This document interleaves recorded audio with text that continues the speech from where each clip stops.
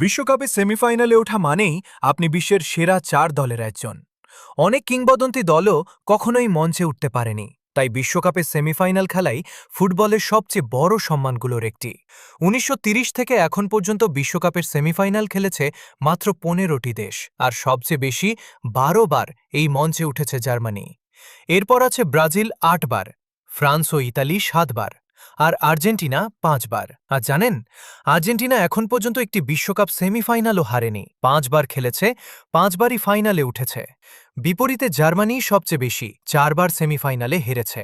আরও মজার বিষয়, ১৯৫০, ১৯৭৪ ও ১৯৭৮ বিশ্বকাপে কোনো সেমিফাইনালই ছিল না, কারণ তখন এই টুর্নামেন্টের ফরম্যাট ভিন্ন ছিল।